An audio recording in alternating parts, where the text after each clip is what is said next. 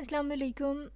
Today we are going to discuss some important tips and tricks in order to get good marks in midterm exams. So let's start the video. First of all, which are the things we are going to cover in this video? I will share with all of you my midterms result. After that, we will discuss that why should you focus on midterms. What is the significance of midterms in view of new grading scheme? अब क्योंकि 20 या maximum 25% score कर रहे हैं midterms total weightage में, तो अब इनकी कितनी इंपॉर्टेंस है आपके सेमेस्टर के टोटल CGPA काउंट होने में, ठीक है. उसके बाद how can you score good in mid terms and after that dos and don'ts in order to prepare your midterm exams. So before this, if you are new to my channel, then don't forget to subscribe and hit the bell icon. Thank you. Okay, so first of all here is my mid terms result. अब यहाँ पे देखें कि previous semester जो था हमारा वो spring 2022 का था, ठीक है. अब यहाँ पे डिस्क्रीट मैथ्स में 98% थे और इंग्लिश में 93 एंड देन CS 601 में 90, ठीक है. और after that introduction to business में 69% थे. ये इसकी ऑब्जेक्टिव थोड़ी कंफ्यूज कर रही थी, तो मुझे लग रहा था कि मैं काफ़ी गलती करके आई हूँ MCQs. इसमें 69% थे. और अच्छा, अब यहाँ पे ये बताने का क्या मकसद है, अब देखें यहाँ पे लाइक CS 201 का जो पेपर है, अब इसमें 67% मार्क्स हैं.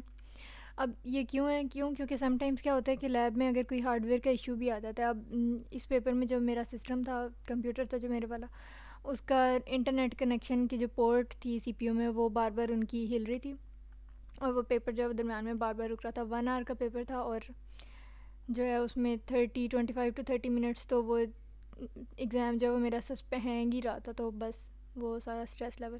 तो यहाँ पे ये बताने का मकसद है कि अगर आपने पहले से प्रिपरेशन की होगी या प्रैक्टिस की कुछ टिप्स हैं, अगर आप डे 1 से ही उनको फोकस करें, तो अगर इस तरह का भी कोई अल्लाह ना करे इशू आ जाता है at the very and lab में, तो फिर भी स्ट्रेस लेवल जो है वो थोड़ा मैनेज हो जाता है और बिल्कुल ही बुरा पेपर नहीं होता. सबसे पहले why should you focus on mid terms. अच्छा, अब देखें कि मिड टर्म्स पे ही फोकस करना क्यों ज़रूरी है, क्योंकि अक्सर स्टूडेंट्स के माइंड में होता है कि अगर मिड टर्म ना भी अटैम्प्ट करें और क्विज़ेस वगैरह या फ़ाइनल दे के हम जो है वो पास हो जाएंगे. और वैसे भी अब फ़ाइनल जो है वो 60% वेट कर रहा है ग्रेडिंग स्कीम में. तो अब देखें मिड टर्म्स पे फोकस करना इसलिए ज़रूरी है क्योंकि पहली बात तो ये कि आपके मिड टर्म्स का जो सिलेबस है वो मोस्टली होता है 1 to 23 चैप्टर्स, ठीक है. अब कुछ सब्जेक्ट्स लाइक इंग्लिश या इस तरह के जो सब्जेक्ट्स हैं, इंट्रोडक्शन टू बिज़नेस या कोई भी इस तरह के इस्लामियात पाक स्टडीज़, उसमें तो जो फर्स्ट हाफ आप चैप्टर्स कवर करेंगे उनका नेक्स्ट हाफ से फाइनल्स वालों से कोई लिंक नहीं होगा, ठीक है. तो अगर मिड टर्म्स में लाइक अगर नहीं भी ठीक से पढ़ा या सही कॉन्सेप्ट नहीं भी क्लियर किया और फाइनल पे फोकस कर लिया, तो उनमें थोड़ा सा जो है वो मैनेज हो सकता है. लेकिन जो इसके अलावा सब्जेक्ट्स हैं जैसे मैथ्स के भी अक्सर कॉन्सेप्ट्स जो हैं वो अगले चैप्टर्स में आ रहे होते हैं. इसी तरह हम CS के तो काफ़ी सारे सब्जेक्ट्स ऐसे ही हैं. तो उसमें क्या होगा कि लाइक अगर फर्स्ट 23 चैप्टर्स ही आपने सही से नहीं क्लियर किए होंगे तो डेफिनेटली आपको फाइनल्स में भी जो है वो कवर करने में बहुत मुश्किल होगी, ठीक है. पहली रीज़न ये है. दूसरी रीज़न ये कि मैं अक्सर आप लोगों को यही कह रही होती हूँ कि हमने बिल्कुल कैलकुलेटेड CGPA नहीं लेके चलनी कि 10% वहाँ से आ जाएंगे और इतने क्विज़ से आ जाएंगे, इतने असाइनमेंट से, और फाइनल्स के मिला के टोटल 50% बन रहे हैं. एग्जैक्टली 50% का नहीं सोचना, थोड़ा सा एम हाई रखना है. क्योंकि अगर एग्जैक्टली 50% ही अज्यूम किया है और यही मोटिव बनाया है तो हो सकता है, और होता भी है, कि स्ट्रिक्ट मार्किंग की वजह से या कोई भी ऐसा सर्कमस्टेंस आ रहा है, जैसे मैंने अभी लैब के सिस्टम की बात की, तो वो कुछ भी इस तरह की सिचुएशन बने तो वो 50% से फ़ौरन CGPA आपकी डाउन होनी है. एंड देन क्या होना है कि F और D ग्रेड्स होना है. तो मिड टर्म्स जो हैं they play a very significant role, इनको डिनाई नहीं किया जा सकता है, इन पे फोकस करना ज़रूरी है, ठीक है. अच्छा, अब उसके बाद है significance of mid terms in view of new grading scheme. अब देखें कोर्स सिलेक्शन की डेट जो है वो टिल नाउ जो है वो एक्सटेंड होती जा रही है. अब इसका क्या होगा कि डेफिनेटली क्विजेज़ और असाइनमेंट्स जो मिड टर्म्स से पहले होती हैं उनका टाइम कम हो गया अब यूनिवर्सिटी के पास, तो बहुत चांसेस हैं. और वैसे भी क्योंकि वेटेज कम हो गई है, मतलब 20% ही है मैक्सिमम सब सब्जेक्ट्स की मिड टर्म्स में, तो अब क्या है कि मोस्टली चांस है कि अगर 60% फ़ाइनल की वेटेज है तो हो सकता है कि वो जो सिलेबस हाफ होता था पहले मिड टर्म्स और फाइनल्स में, हो सकता है, मतलब इट्स नॉट वेरी श्योर, लेकिन इट मे हैपन कि मिड टर्म्स में सिलेबस थोड़ा कम हो जाए और फाइनल में ज़्यादा हो जाए. लेकिन यहाँ पे जो मैं डिस्कस करना चाह रही हूँ वो ये है कि सिग्निफिकेंस क्या है मिड टर्म्स की. अब यहाँ पे देखें, जैसा कि मैंने पहले डिस्कस किया कि एग्जैक्टली आपने कैलकुलेटेड CGPA लेके नहीं चलनी कि एग्जैक्टली मैंने 50% कैसे स्कोर करने हैं. तो इसमें मिड टर्म्स की ये सिग्निफिकेंस है कि अगर आपने मिड टर्म्स बहुत out of class, out of the mark बहुत अच्छे दिए हैं, इसके अलावा आपकी असाइनमेंट्स और क्विज़ेस आपके बहुत अच्छे हो रहे हैं, तो फिर आपको फ़ाइनल में जो है वो जो है एक पर्क मिल सकता है, एज मिल सकता है, आपको फ़ायदा हो सकता है कि हाँ, उसमें अगर किसी सिचुएशन या सर्कमस्टेंस की वजह से आपके कम भी मार्क्स आ रहे हैं तो वो बाकी सारी चीज़ें जो हैं वो मैनेज कर लेती हैं। अब नंदरलेस के मिड टर्म सिर्फ 20% स्कोर कर रहे हैं, लेकिन अब मिड टर्म्स और फिर उससे पहले और आगे वाला जो सिलेबस है लाइक क्विजेज़ वगैरह और असाइनमेंट्स ये वो, अब ये सारा मिला के 40% तो कर रहा है स्कोर, मतलब फ़ाइनल 60% है, लेकिन बाकी 40% तो आपकी ये असेसमेंट्स, फॉर्मेटिव असेसमेंट्स और मिड टर्म से ही कंप्लीट होना है ना। तो अगर 40% अगर एक तरीके से आपने मतलब सिक्योर अपने किए हुए हैं कि हाँ मेरे 40% तो हैं ही सब्जेक्ट में, देन क्या होगा कि आपको फ़ाइनल टर्म्स में 20, 30, 40% जितना भी पेपर करें तो वो इजीली जो है वो F4D ग्रेड के तो बिल्कुल ही चांसेस जो हैं वो ख़त्म हो जाते हैं इस तरह से, ठीक है।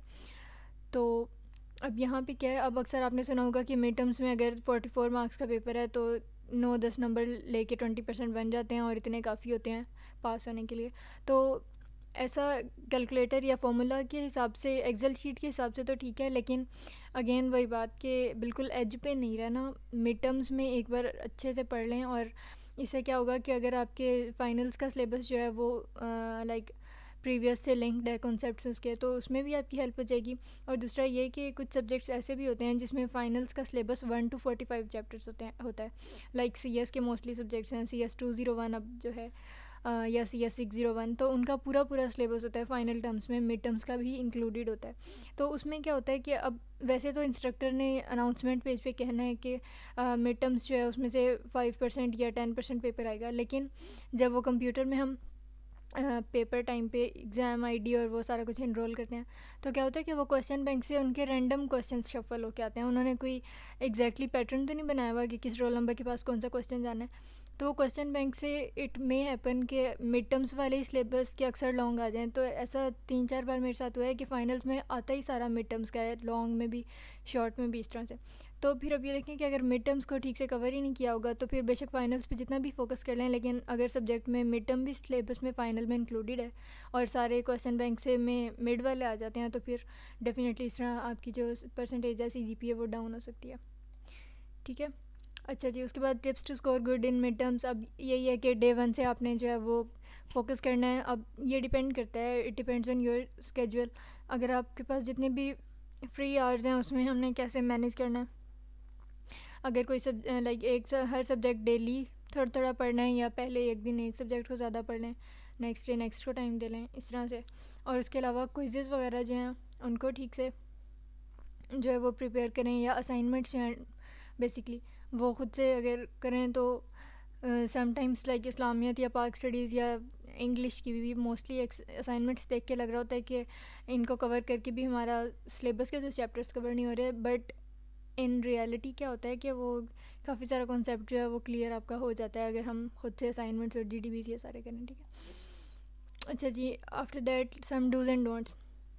सबसे पहले तो क्या लाइक अगर आपका कोई मैथ्स का सब्जेक्ट है तो उसके लिए मैथ्स टाइप यूज़ करनी है, और अगर आपका फ़र्स्ट सेमेस्टर है तो डेफ़िनेटली आपको मिड टर्म्स में जो है वो मोस्टली स्टूडेंट्स को मिड टर्म्स के बाद यही कंसर्न होगा कि टाइम नहीं मैनेज हुआ, या मैथ्स टाइप जो है उस पर टाइम नहीं हमें मिला, या हमें ठीक से पेपर नहीं करना आया तो हमने पेपर कंप्लीट नहीं किया। तो देखें उसकी यही टिप है कि असाइनमेंट्स जो हैं जितनी भी अब आ रही हैं वो ख़ुद से करें और ख़ुद उसका एक एक सिंबल मैथ्स टाइप में ढूंढें, और इस तरह से। इसी तरह अगर CS 201 आपका सब्जेक्ट है या CS 101 का HTML तो वैसे फ़ाइनल्स में है, मतलब इस तरह का आपका कोई भी सब्जेक्ट है तो उसको डे 1 से जो है वो ख़ुद प्रैक्टिस करें।